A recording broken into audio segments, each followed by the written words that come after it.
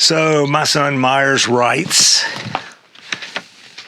my dad found this gargantuan and well-armed rodent lying on the side of the road, so he took it home with him. Most people would zip right past a mess like that, though some odd individuals might stop and take a picture, simply because of the creature's size. But my dad isn't most people. He likes roadkill. Of course, he took it home. He paints wildlife, and this was research, or at least that's the way he justifies this kind of behavior. He posed the beast in a few positions, then decided to incorporate me into the picture. Nervous as a bug in a chicken yard, I followed orders and sat next to the frightening corpse, keeping my eye on my picture partner. For my dad, this was just another father and son bonding experience. For me, it was a lesson in how my dad perceives animals and the natural world and our strange role in it. He likes to take a closer look than most people do. I was born and raised in Livingston, Montana, where I still live today, to Parks and Robin Reece. My father, Parks, has made sure my childhood wasn't dull. We have had many experiences similar to those of other families: camping trips, visits to the zoo, and kicking back to enjoy meals together. But I must stress here that we had similar experiences to those of other people. Not identical. My dad led many of these expeditions in the name of research for his art. Take our visits to the zoo, for example. One trip happened shortly after the porcupine experience. As my mom, dad, and I meandered through the noise and stench of the captive animals, we came across the place where they caged the African cranes. These birds stood at least 7 feet tall, each with a neck like an angry cobra.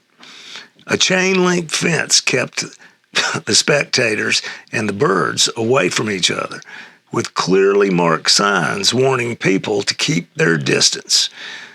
Hordes of people roamed past the birds, and all of them, except my dad, managed to stay away from the fence. He wanted a better picture. Research, he said. He didn't want the fence to show in the picture.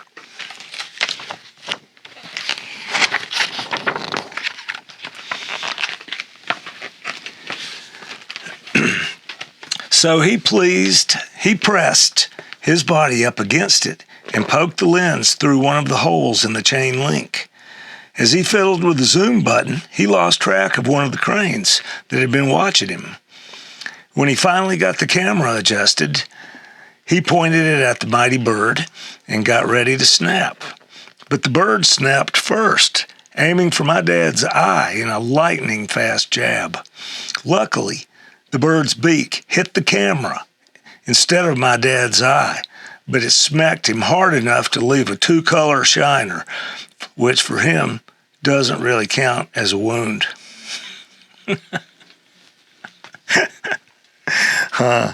My dad also has some strange ideas about family meals. Throughout my younger years, at almost every meal, he would distract me by telling me to look out the window or go fetch something for him. Then he'd hide my food, plate and all. I would look away for 2 seconds, then turn back to find an empty place setting, and a grinning father. I stood only a couple of feet off the ground, so any place above 5 feet or so was impossible for me to see. All that my dad had to do was set my plate on top of a nearby cupboard and then lean back and enjoy my search. I quickly learned that asking where my food was did not produce answers, only clues. It was a game for him, and I had to play along if I wanted to eat. I often had to climb on counters, cupboards, or even on top of the refrigerator. I eventually mastered this game and would not even bother asking questions. I'd just start searching because it was faster than asking questions. I always just thought my dad was amusing himself like he would do with a pet monkey. Now that I look back, I do see that searching for all these meals had some positive effects.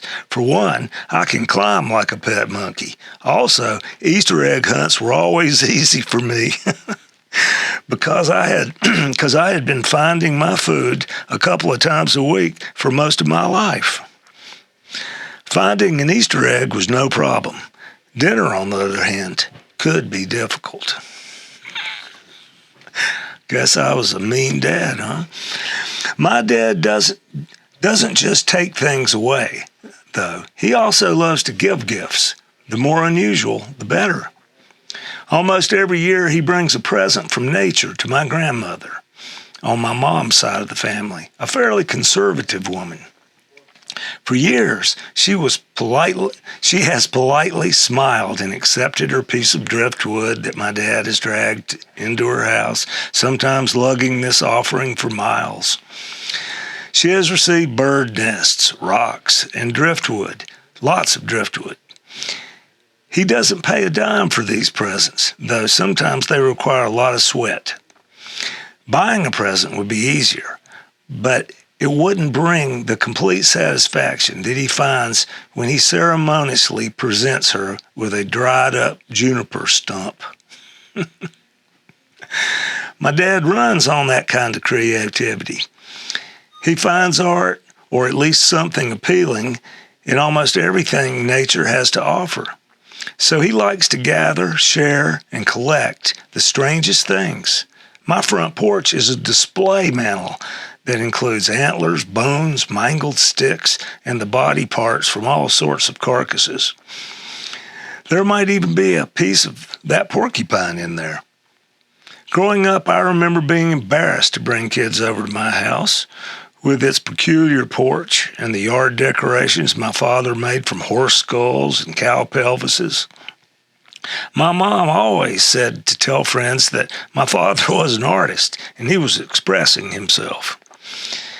This didn't seem like much of a solution at the time, and the art on the porch just kept growing, though my embarrassment didn't. I eventually learned to appreciate much of the mangled and twisted debris that clutters my yard and porch. If I don't like one of my dad's new additions, I use the same approach that he uses when he sees bad art. I tell him it's interesting. Now, when friends or girlfriends see my front porch for the first time, I enjoy their reactions almost as much as my dad does. Last year, I was leading a girl to the door when suddenly she froze in her tracks. "Myers," she said, "a foot just poked me." Then I noticed the elk foot sticking out of the gatherings at the head of the handrail. I laughed and led her into the house. But I didn't have to say anything. She, along with my other friends, has learned that what it means when elk toes nudge their ribs. Oh, it's just Parks. Gosh, I guess I made an impression, huh? I admit now that I embarrassed too easily when I was younger. But who could blame me? I was young. My dad seeks personal satisfaction through odd behavior, and he finds it, plenty of it. Look at the nicknames he has given me. One of the first was Wiggler Squiggler. Not only did I have to answer to this nickname, my dad wrote songs about it. Later, I became Barbecue Fuzzball, Shark Bait, Quaggamolian, and finally, Quaggamumba, a name I answer to today. All of these names engendered songs, which my dad still sings badly. They used to embarrass me a lot. Now, I'm just amazed that a grown-up man can still delight himself so easily. Still, these songs also taught me something about humility. After putting up with them all these years, I now know how to ignore the little things that embarrass most of my friends. My dad, though eccentric by any definition, is never embarrassed, almost always having fun and rarely worries. He also helps me keep an open mind. Whether he's talking about something important like bigotry or something as simple as eating unfamiliar food, he has taught me to accept both things and people. All of my life, I've eaten every food that was offered to me, cold liver and fish eggs for breakfast. Is one example. And if I didn't like it, my dad would repeat his usual explanation. It's all mental. Then I'd eat it, act as if I enjoyed it, and tell myself to enjoy it next time. I hope this open-minded attitude about food has stretched beyond my dinner plate once I find it. And I try to be receptive to everything I confront in life. My dad has also taught me, through his actions and misadventures, how not to behave in many situations. He often says, "Do as I say, not as I do," then crawls out the passenger side window of a car traveling at highway speeds and climbs onto the roof just to take a ride on top. I did do that.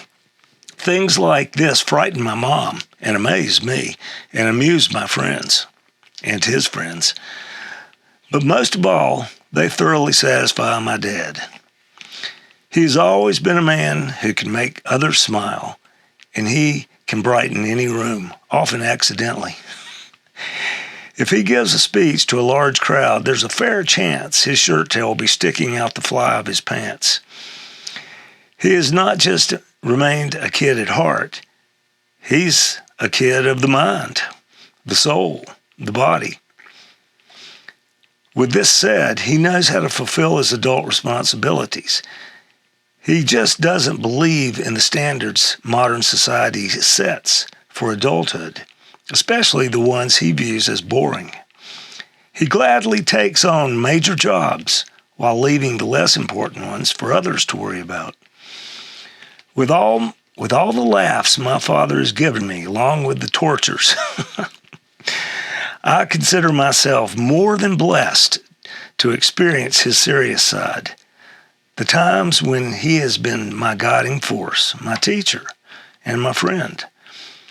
His artistic talent and creativity speak for themselves. And he's lucky, too. He loves what he does for a living. Every night, he falls asleep, knowing another day of contentment lies just around the corner. A number of his adventures has led him to the hospital, and there are plenty of old crutches and splints around the house, along with an antique wheelchair he keeps in the basement, just in case. But he remains healthy and happy, and doesn't believe that approaching 50 years old, 67 now, still healthy, has had any effect on him at all. I will be moving away from home within a year for college, and I'll take the memories of my father's lessons and goodwill with me. In the dormitory, I won't have to worry about searching for my meals. But who knows? He might come to my room one day with a dead porcupine and some Quagamumba songs. Hadn't read that in a while.